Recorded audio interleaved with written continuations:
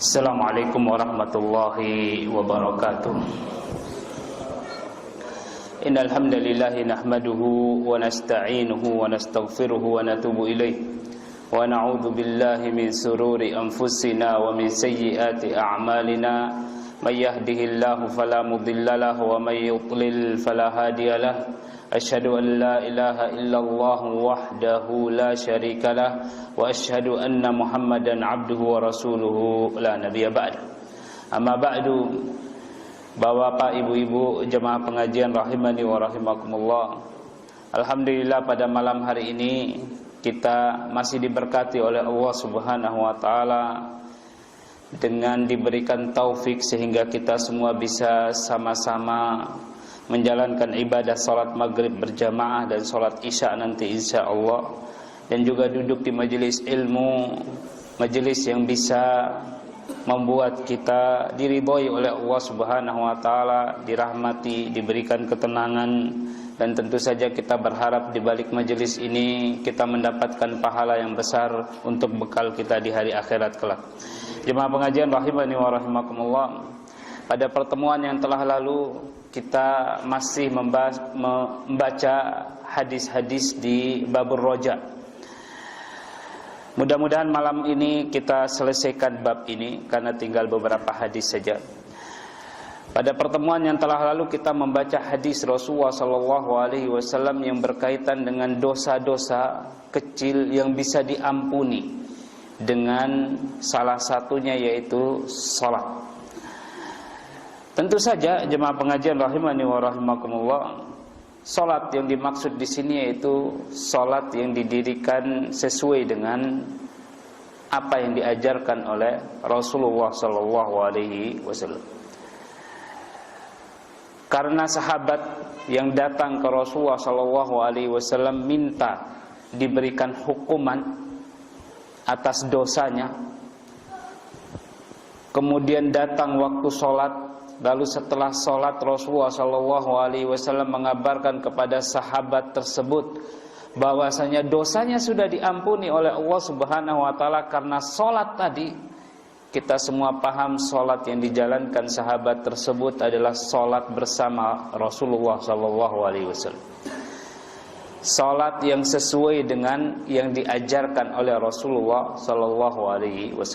Oleh karena itu Rasulullah sallallahu alaihi wasallam bersabda dalam hadis yang diriwayatkan Imam Bukhari, "Shallu kama ra'aitumuni usalli." Salatlah kalian sebagaimana kalian melihat aku salat, sebagaimana cara yang kalian lihat. Dan diriwayat Al-Imam Al-Bukhari dan Imam Muslim, Rasulullah sallallahu alaihi wasallam sampai naik ke atas mimbar mencontohkan bagaimana gerakan sholat dari atas mimbar, sehingga para sahabat semuanya tahu bagaimana gerakan sholat Rasulullah Sallallahu Alaihi Wasallam. Tentu saja sholat ini yang merupakan rukun Islam yang kedua, dan banyak sekali perintahnya di dalam Al-Quran, wa aqimis sholat, dan dirikanlah sholat. Tentu saja menjadi perhatian yang sangat penting oleh para ulama kita. Tidak ada satupun rata-rata para ulama hadis kita yang menulis hadis-hadis Rasulullah SAW kecuali mereka menulis di dalamnya babus shalah, bab bagaimana sholatnya Rasulullah SAW. Jemaah pengajian rahimani wa rahimakumullah, kita semua sudah belajar sholat semenjak kita lahir dari dunia ini. Namun dulu, membagi pengalaman pribadi, sebelum kuliah saya pernah membaca satu buku yang sangat menarik sekali. Judulnya dulu, warnanya sampulnya biru tebal. Judulnya Sifat Salat Nabi. Saya dulu sekolah SMA Mas Onggo tahu karena satu angkatan dengan saya dulu di SMU 1. Saya tertarik mulai belajar ilmu agama membaca buku tersebut. Kenapa ada buku yang sangat ilmiah sekali? Saya dulu belum belajar metodologi bagaimana bikin skripsi, bagaimana bikin tesis. Saya melihat buku tersebut, subhanallah, berbeda dengan apa yang cara dulu kami diajarkan, cara pengajarannya maksud saya, bukan cara sholatnya. Tentu saja cara sholat di sebagian besar sama, akan tetapi hal-hal yang penting juga banyak yang masih kurang lengkap. Jemaah pengajian rahimani wa rahimakumullah, akhirnya ketika saya kuliah di jurusan agama, saya cari buku tersebut dalam bahasa Arabnya. Kemudian saya terjemahkan dan diterbitkan oleh penerbit Al-Imam Ibnu Katsir di Bogor. Padahal buku tersebut sudah diterbitkan oleh sekian banyak penerbit dengan penerjemah yang berbeda-beda. Setelah saya menerjemahkan buku tersebut juga terbit oleh penerjemah-penerjemah lain. Dan buku tersebut lakunya seperti kacang goreng. Banyak sekali orang yang tertarik. Dan judulnya sama rata-rata, sifat salat Nabi. Karena memang judul bahasa Arabnya demikian, sifatus salatin Nabi sallallahu alaihi wasallam. Lebihnya apa sih buku tersebut? Lebihnya buku tersebut tidak berbicara tentang mazhab A, mazhab B, mazhab C dan sebagainya.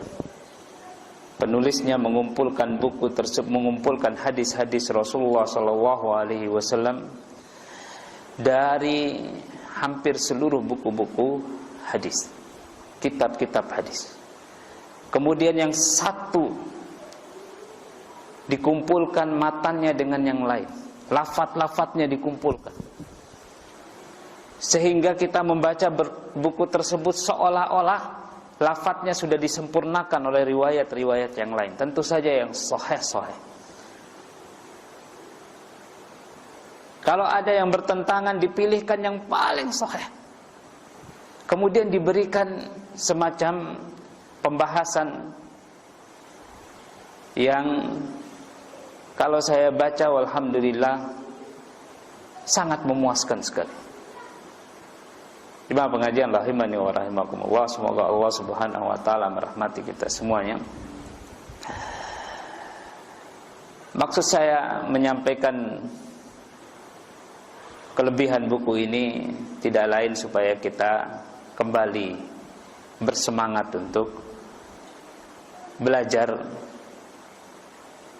memperbaiki salat kita, karena Rasulullah sallallahu alaihi wasallam bersabda, tidak ada seorang hamba pun kecuali ditulis dari salatnya itu hanya setengah saja, paling tinggi setengah, kalau tidak seperempat, kalau tidak seperdelapan, kalau tidak seperenam-belas, dalam riwayat yang lain 1/10 saja. Tidak ada orang yang sholatnya top sempurna, tidak ada. Entah kita ini seperberapa ditulis oleh Allah Subhanahu wa ta'ala. Itu tergantung, pertama jelas kekhusyuan kita di dalam sholat. Yang kedua, saya berbicara khusyuk jelas berkaitan dengan ikhlasnya kita kepada Allah Subhanahu wa ta'ala. Yang kedua, yaitu tepat tidak sesuai dengan apa yang dicontohkan oleh Rasulullah sallallahu alaihi wasallam. Jika kita salat kita seperti apa yang dilakukan oleh Rasulullah sallallahu alaihi wasallam, tentu sangat besar harapan kita dosa-dosa kita diampuni oleh Allah Subhanahu wa taala dengan hanya menjalankan salat. Jemaah pengajian rahimani wa rahimakumullah, semoga Allah Subhanahu wa taala merahmati kita semuanya. Hadis yang berikutnya, mohon maaf, hadis yang ke-25 dari bab Ar-Rajab. Wa anhum, diriwayatkan juga dari sahabat Anas bin Malik radhiyallahu anhu, qala, beliau berkata, qala Rasulullah sallallahu alaihi wasallam, Rasulullah sallallahu bersabda, innallaha la yarda 'anil abdi ay ya'kula al-akalata fayahmadahu 'alaiha. Sesungguhnya Allah Subhanahu wa taala benar-benar ridha kepada seorang hamba yang kalau makan, sekali makan kemudian dia memuji Allah Subhanahu wa taala. Aw yashrab asy-syarbata fayahmadahu 'alaiha, atau dia minum satu minuman kemudian dia memuji Allah Subhanahu wa taala akan minuman tersebut. Rawahu Muslim, hadis ini diriwayatkan oleh Imam Muslim. Jemaah pengajian rahimani wa rahimakumullah, mudahnya kita mendapat ridho Allah Subhanahu wa taala. Jelas ini membangun harapan yang luar biasa. Ridho Allah Subhanahu wa taala bisa kita raih dengan cara memuji Allah Subhanahu wa taala. Kita makan, selesai makan kita memuji Allah Subhanahu wa taala.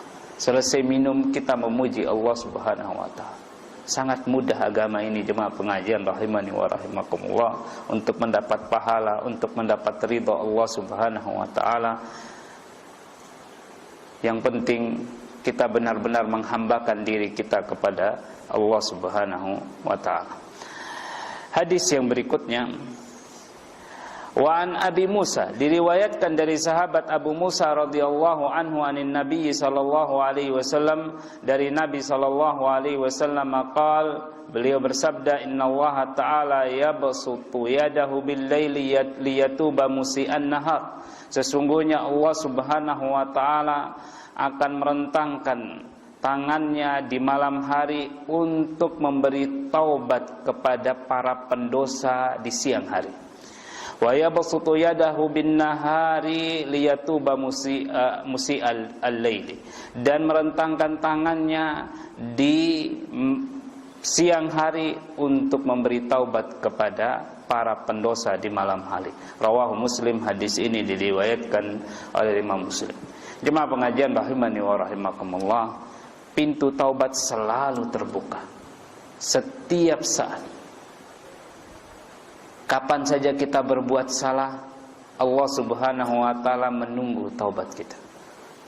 Kan dia selalu membuka pintu taubatnya, artinya menunggu.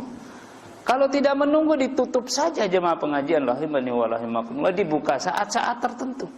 Tapi Allah Subhanahu wa taala saking maha pengasih, maha penyayangnya, selalu menunggu taubatnya kita.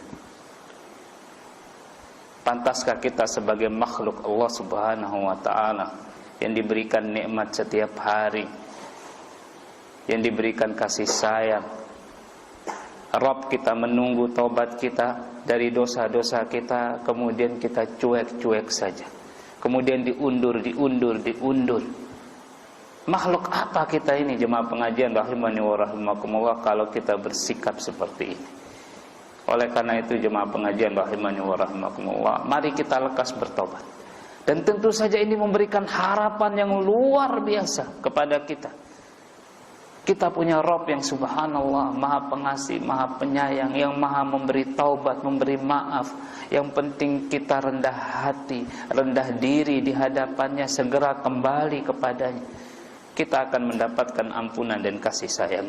Jemaah pengajian rahimani wa rahimakumullah, semoga Allah Subhanahu wa taala merahmati kita semuanya. Hadis yang berikutnya, hadis yang panjang, kita baca sedikit demi sedikit sambil mengambil pelajaran di baliknya agar kita tidak lupa ketika membaca akhirnya melupakan awalnya. Jemaah pengajian rahimani wa rahimakumullah, hadis yang ke-27. Wan Abi Nujay, diriwayatkan dari Abi Nujay, Amr ibnu Abasah nama beliau, As-Sulami radhiyallahu anhu. Qala, beliau berkata, kuntu, jadi beliau sendiri yang bercerita. Dulu ana fil jahiliyah, ketika saya di masa jahiliyah, adunnu annan nasa ala dhalalatin, saya meyakini manusia ini berada dalam kesesatan. Di zaman jahiliyah belum masuk Islam. Sahabat Abu Nujay, Amr bin Abasah, belum masuk Islam sudah meyakini orang-orang ini pada sesat semua orang-orang. Masa patung disembah, masa yang tidak bisa memberikan manfaat dan kemudaratan dimintai, disembah. Jemaah pengajian rahimani wa rahimakumullah. Ini menunjukkan bahwasanya manusia itu lahir di atas fitrahnya menyembah Allah Subhanahu wa taala. Cuman terkadang lingkunganlah yang membuat dia melenceng dari menyembah Allah Subhanahu wa taala. Ada orang-orang yang fitrahnya terjaga seperti Abu Nujaih. Di masa jahiliyah dia bisa menyatakan orang-orang ini sesat semuanya. Masa patung disembah, masa jin disembah. Jemaah pengajian rahimani wa rahimakumullah, semoga Allah Subhanahu wa taala merahmati kita semuanya. Sangat jelas kita semua ini makhluk yang ada di muka bumi. Dan kita punya pencipta. Mestinya memang penciptalah yang harus kita sembah, yang harus kita bergantung kepadanya. Ngapain kita bergantung kepada makhluk? Ini pemikiran jemaah pengajian rahimani wa rahimakumullah yang cerdas seperti ini, yang selamat seperti ini. Hanya mau bergantung kepada Allah Subhanahu wa taala. Dan ini fitrah kita sebagai manusia. Dari dulu kita seperti ini. Cuma syaitan yang mengarahkan kita ke kiri dan ke kanan. Dan hati-hati, syaitan itu pinter. Awalnya diajak kita jemaah pengajian rahimani wa rahimakumullah ke sesuatu yang dianggap kita semua menganggap baik sesuatu. Awalnya demikian. Tapi lama-kelamaan kita mulai digeser ke arah meninggalkan sesuatu yang wajib-wajib untuk hanya sekedar mengerjakan sesuatu yang hukumnya sunnah. Digeser lagi untuk meninggalkan sesuatu yang sunnah untuk mengerjakan sesuatu yang mubah-mubah. Digeser lagi meninggalkan sesuatu yang mubah-mubah mencari yang haram-haram. Digeser lagi, akhirnya kita menyekutukan Allah Subhanahu wa taala. Pelan diajak kita. Sebagaimana riwayat Imam Al-Bukhari, bagaimana manusia itu bisa menyembah syaitan sepeninggal Nabi Adam alaihissalam. Nabi Adam kita tahu semua, Nabi. Tentu saja anak-anaknya diajar bagaimana menyembah Allah Subhanahu wa taala. Tapi kok ada manusia yang menyembah syaitan? Kenapa pertanyaannya demikian? Diriwayatkan Imam Bukhari 10 generasi semua menyembah Allah Subhanahu wa taala sepeninggal Nabi Adam alaihissalam. Kemudian generasi yang ke-11 mulai dirayu oleh syaitan, mulai meninggalkan hal-hal yang utama untuk mengerjakan hal-hal yang awalnya boleh-boleh saja. Setelah itu generasi itu hilang, generasi ke-12 akhirnya mulai menyekutukan Allah Subhanahu wa taala. Hati-hati. Mungkin kita tidak menyekutukan Allah Subhanahu wa taala, tapi keturunan kita bisa jadi karena sikap kita yang terlampau mudah mengikuti rayuan syaitan. Oleh karena itu kita harus berada di garis yang tegas yang bisa membedakan kita dengan perbuatan-perbuatan rayuan-rayuan syaitan yang mengarahkan kita kepada selain Allah Subhanahu wa taala.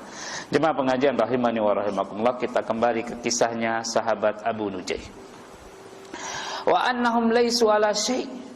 Saya yakin mereka ini orang-orang jahiliyah ini tidak punya dalil sama sekali, enggak punya keterangan apapun, tidak ada perintah apapun yang membuat mereka menyembah patung, mendekatkan diri kepada syaitan, kepada jin-jin penunggu pohon, hutan-hutan dan sebagainya. Wahum ya'budunal awthan. Mereka ini penyembah patung. Saya yakin mereka ini tidak punya apa-apa sebagai dalilnya. Fasami'tu birajulin bimakkata yukhbiru akhbar.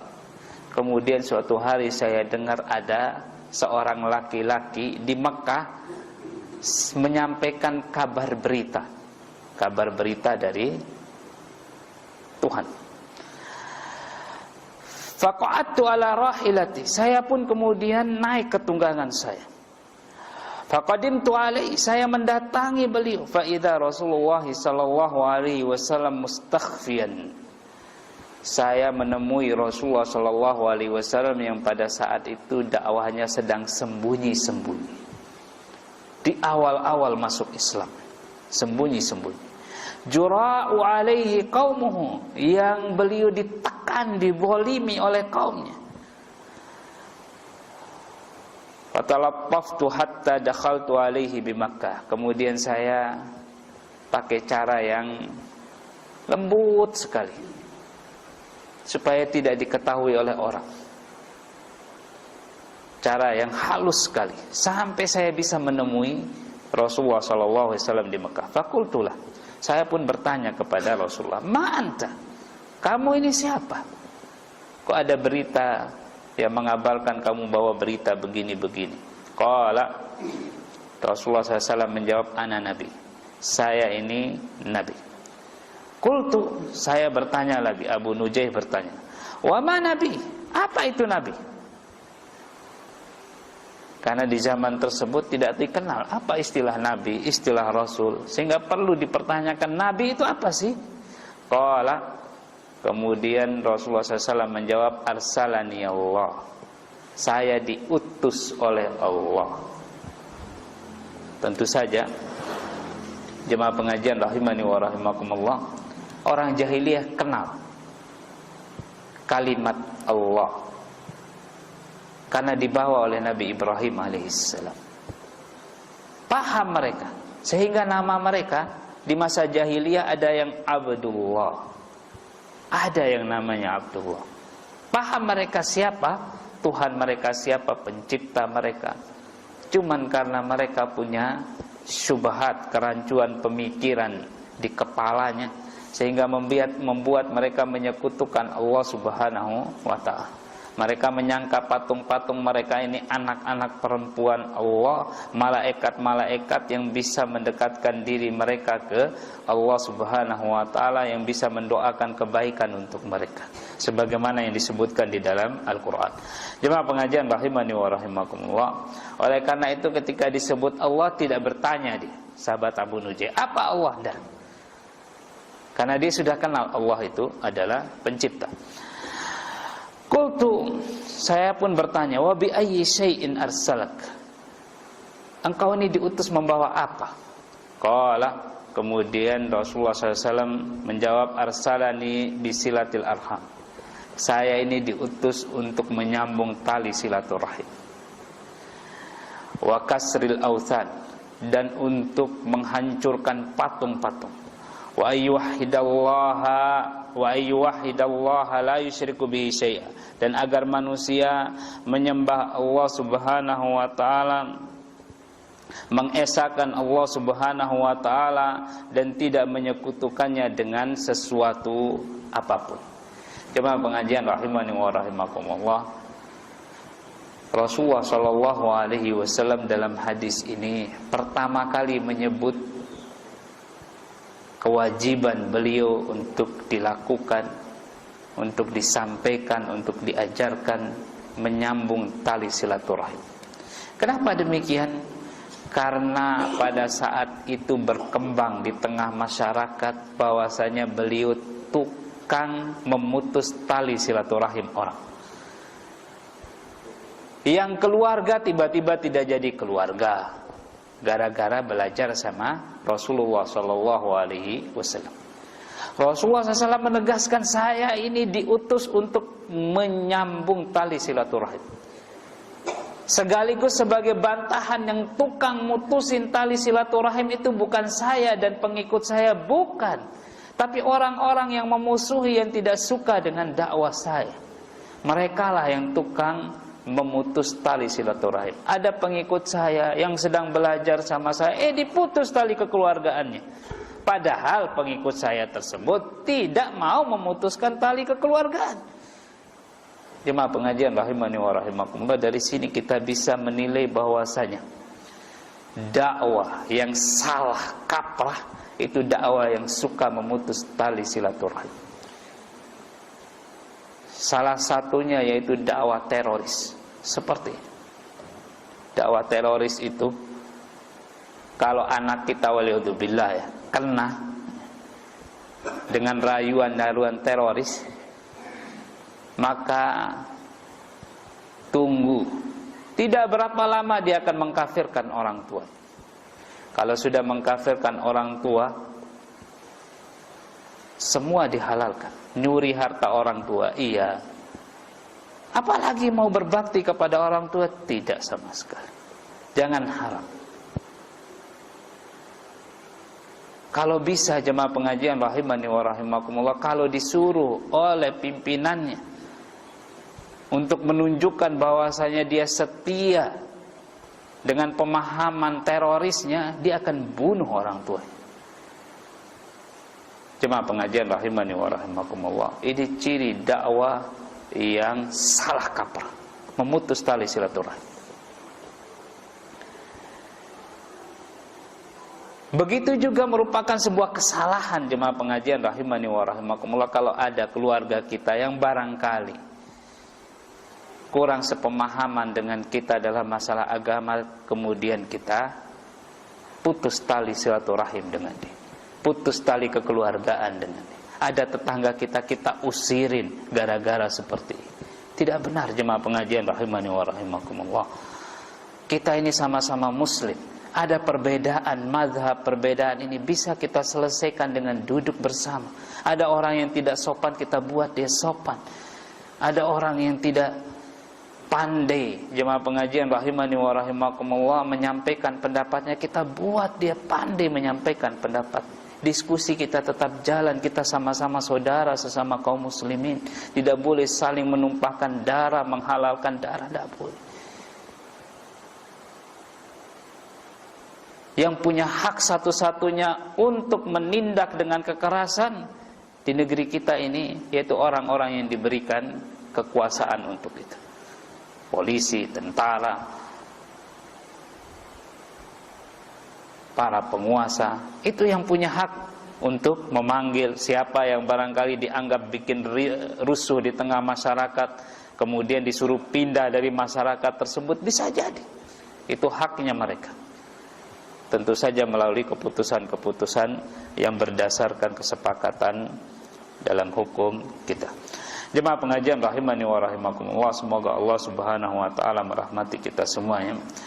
Kemudian setelah itu Rasulullah SAW menjelaskan bahwasanya beliau diutus untuk menghancurkan patung-patung, menghancurkan patung-patung, tapi tidak memutus tali silaturahim. Bagaimana caranya? Itu butuh keahlian dalam dakwah. Orang bisa marah ketika patungnya dihancurkan, tapi beliau tetap bersikap baik kepada orang tersebut, tidak memutus tali silaturahim. Wa ayyuhidallah wa la yusyriku bihi syai'a, dan agar semua orang mengesahkan Allah dan tidak menyekutukan Allah Subhanahu wa taala. Jemaah pengajian rahimani wa rahimakumullah, dua hal yang sangat penting sekali yang berkaitan dengan hubungan kita dengan Allah dan hubungan kita dengan manusia. Inilah inti dakwah Islam. Qultu faman ma'aka ala hadha. Kemudian sahabat Abu Nujih bertanya, siapa saja yang bersama kamu dalam dakwah ini? Qala, Rasulullah SAW menjawab, hurrun wa abdun. Yang bersama saya cuma satu orang yang merdeka dan satu orang budak. Siapa mereka? Yang merdeka yaitu sahabat Abu Bakar As-Siddiq, yang pertama kali masuk Islam. Hadis ini jelas menunjukkan bahwasanya yang pertama kali masuk Islam, tentu saja setelah istri Rasulullah SAW Khadijah, yaitu sahabat Abu Bakar radhiyallahu taala. Kalau istri ya jelas akan mendukung suami. Yang pertama kali dari orang luar jelas sahabat Abu Bakar As-Siddiq radhiyallahu taala. Wa abdun, dan seorang hamba sahaya, yaitu sahabat Bilal, yang dimerdekakan oleh sahabat Abu Bakar As-Siddiq radhiyallahu taala. Jemaah pengajian rahimani wa rahimakumullah, waktunya habis. Ternyata hadis ini tidak bisa kita selesaikan walaupun setengahnya. Ini setengahnya belum cerita, ini panjang. Jadi bab ini tidak bisa kita, saya mohon maaf. Semoga Allah Subhanahu wa taala memberkati kita semuanya sampai kita dipertemukan di surganya Allah kelak. Wa akhiru da'wana alhamdulillahirabbil alamin. Subhanakallahumma rabbana bihamdika asyhadu an la ilaha illa anta astaghfiruka wa atubu ilaik. Wassalamualaikum warahmatullahi wabarakatuh.